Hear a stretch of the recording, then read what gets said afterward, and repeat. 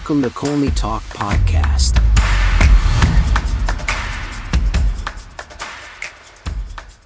Hello, everyone. Hope you're having a fantastic day. Welcome to another exciting episode of Colney Talk Podcast, the bite-sized show. I'm your host, Alex. First-time listeners, glad to have you here. And to my returning guests, thank you for sticking with me. As always, I talk a bit about the Arsenal match and pick out my top 3 Arsenal players who shined and one, unfortunately, who didn't meet the mark. Arsenal came out on top against the showdown at Villa Park. Oh boy, what a match it was. The game wasn't just about the scoreline, folks. It was about heart, hustle, and good old display of football brilliance. Not brilliant in terms of dominance and the way that we know our Arsenal DNA as how we play. Just brilliant in terms of how we managed the game, how we had to stay dug deep, came out on top. Arsenal walked away with a win, but let's not kid ourselves here. It wasn't easy. We had a bit of luck, a lot of luck, and some phenomenal moments in the game. Villa came to fight, and they made sure every minute of this game counted. Right out the get-go, Arsenal found themselves in a tactical battle. We know Villa to be one of those very challenging games. A team that we've stumbled against last season. We know who they are. We know the quality they display. They set up a solid mid-block defensive formation, and Arsenal struggled to find any meaningful space. We couldn't wrestle any control of the game early on. It was a cagey affair, folks. The Villa midfield was on fire. It was tough, cutting off passing lanes and forcing our boys to play sideways, backwards, which doesn't necessarily paint the picture as it being negative, but it slows down the game plan, slows down our forward momentum. It wasn't the ideal tempo for Arsenal's attacking style at all. You could see the frustration in the way that we were playing and getting called out. Not as much, but just seeing how we couldn't do anything. We had the ball, but possession wasn't much of a meaningful thing in this game. It was Villa who had control of the game without the ball, so that was a lot to talk about. Our early best chance in the first half came from a clever 1-2 between Saka and Odegaard. We know how that story always goes, which is great. With Saka unleashed a shot that forced a big save from Martinez. But other than that, Villa's defense, they did a great job. They stifled our forward motion. The few chances that we had, we showed it. That was great. At least that's the start of our attacking presence. Havertz, as brilliant as he always is, he had a couple of promising runs, but just couldn't quite connect with the ball when it mattered the most. Havertz's final pass or shot was lacking the killer instincts we know he has, but it's never a consistency thing that he always shows. A second chance, even bigger chance from Martinelli pass to Havertz. You saw him miscue his angle of a tap-in, and that could have been a straightforward goal. What a moment. And for our frontline man, our number 9, his chances will not be as much, especially when you're playing tough teams like Villa. We didn't have those moments that we would have flurries of attacking chances, but when they came, we needed someone to just be lethal and make something happen. But credit to Villa, they were sharp. Their stance really stifled us, as you've heard me say before, made it a little difficult in our build-up, the way we're trying to work the game. And then on the other hand, Big Gabby, under pressure, almost handed Villa a gift, a big gift. But thankfully, Ollie Watkins wasn't his sharpest in the way he had the chance, wide open goal, but he just missed it. So that was luck right there. The first half ended with both teams having shared moments, but Villa looked like they had the physical advantage, really, and it showed itself. They overpowered us. We didn't have the right physical strength to muscle and match them up in the ways we needed to, especially in those midfield duels. We managed to deal with it in our own way, but not the way that you would expect Arsenal to show it.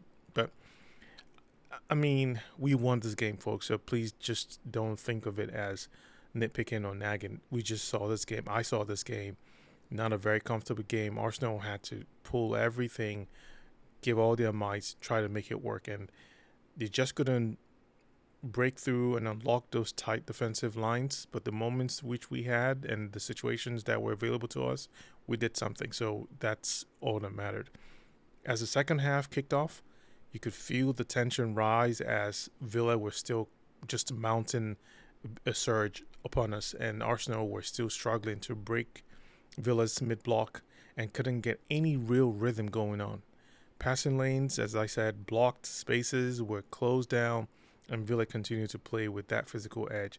They really had it going. It was a very cagey match, and Arsenal just were trying to force their way back and gain something on top.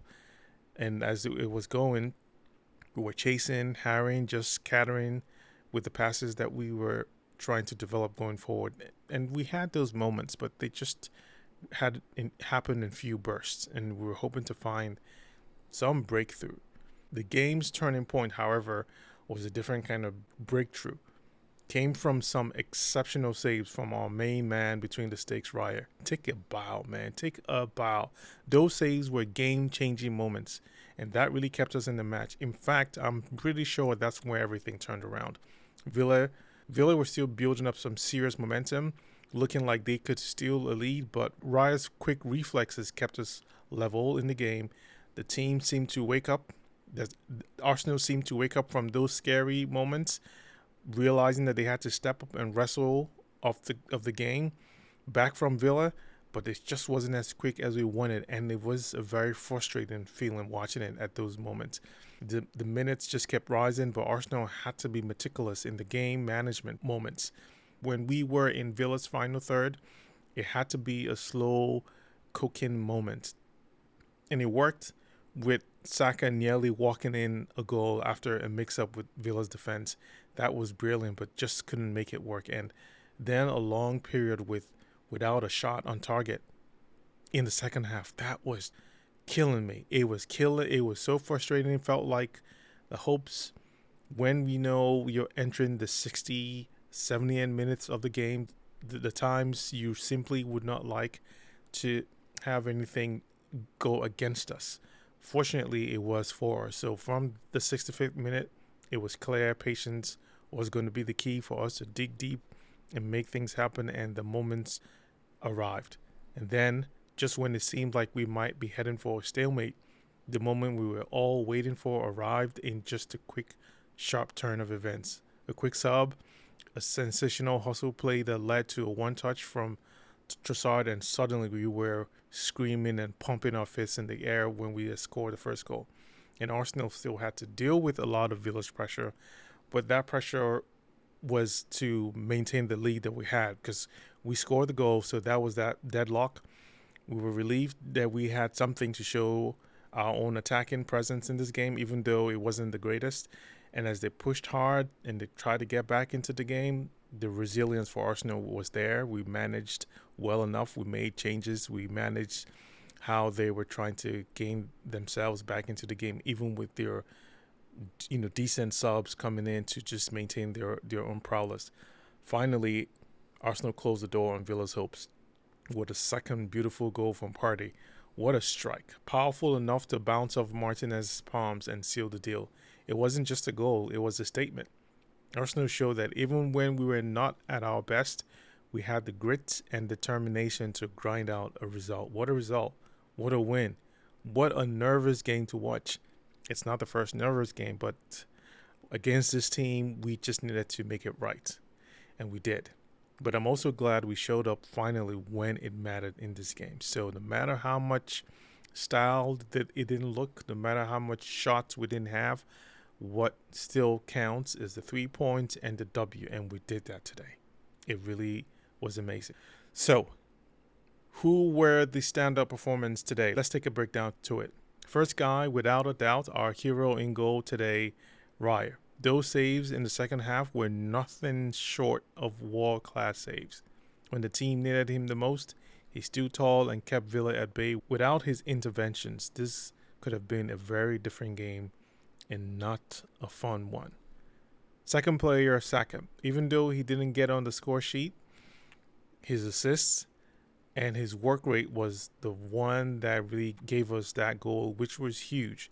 He was constantly trying to make things happen. We know his presence when he's driving at Villa's defense, and he nearly scored a brilliant goal.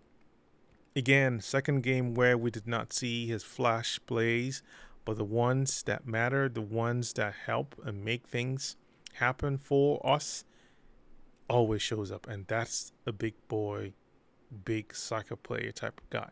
His presence was crucial, and he was doing that the most way. And that's huge credit to him. Third player, Thomas Partey, the man who sealed the victory for us. He didn't have his best performance, I'm not going to lie there. Although his presence in the midfield, breaking up play and ensuring we slowed down Villa was enough to have the team rush back and support and manage the pressure and the midfield dominance that Villa was showing. He played better in this game than the previous one and grounded a number of those frantic drives that we were dealing with from Villa.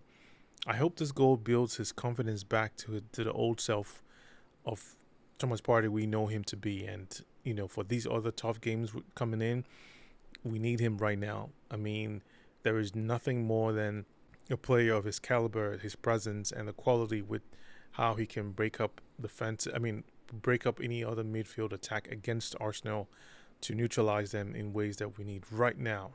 And we need all the best of him. Now, for the odd player, unfortunately today the title goes to Havertz. He had a couple of golden chances to put his mark on the game, but he just couldn't convert. It wasn't for a lack of trying, but in matches like these, you need to be lethal, and he wasn't. We know he's capable of so much more, and hopefully he'll bounce back stronger, but I just had to call him out because for number 9 and the way he is so brilliant in his moves, when he's in front of goal, he has to be lethal. Well, we have tougher games ahead, and as we head into closing week of the market, I hope we do something even more exciting because for attack and for the other positions that we've been dying for, we definitely need those assurances to back them up. Okay, then, that's all for this episode of Colney Talk Podcast. Until next time, take care and up the Arsenal.